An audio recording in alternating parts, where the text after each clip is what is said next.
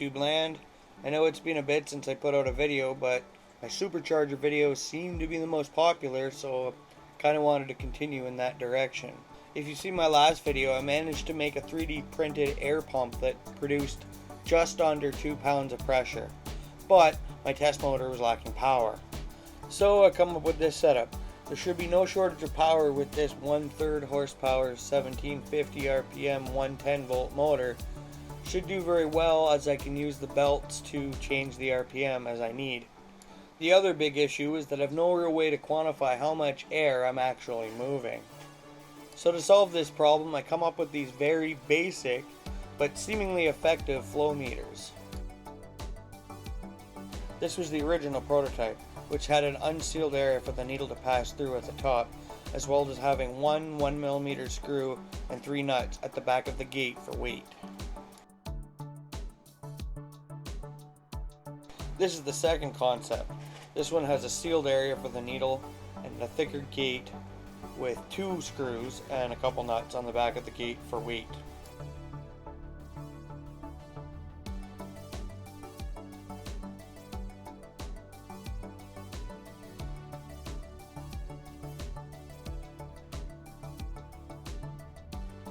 This one is 16mm wider than the first two, as well as I redesigned the gate to help direct flow a little better.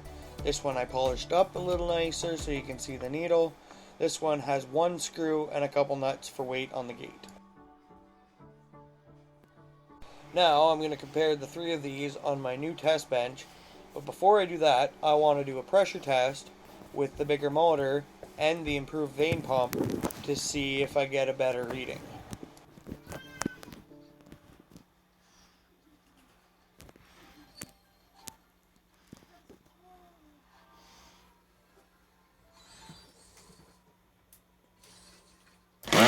So after comparing this to the last time, I got about an extra pound of pressure, which is pretty good. Eventually I have to build and test one of these pumps with the explicit intent to destroy it and see where that happens. But for now, I'm going to do the comparison between the 3 flow meters.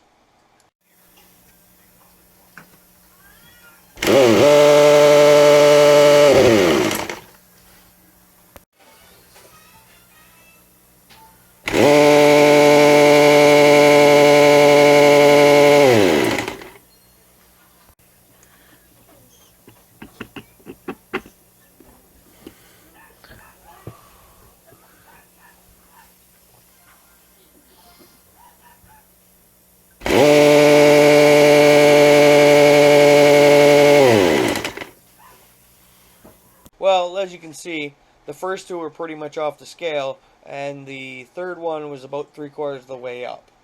Ultimately, I'd like a larger scale, so I'm going to make another flow meter with a gate with 2 holes, and if I need a little bit more weight to kind of spread the scale out a little bit more, I'll cut up a little plate and add it on the back for extra weight. Alright, here we are with flow meter number 4 with the heavier gate.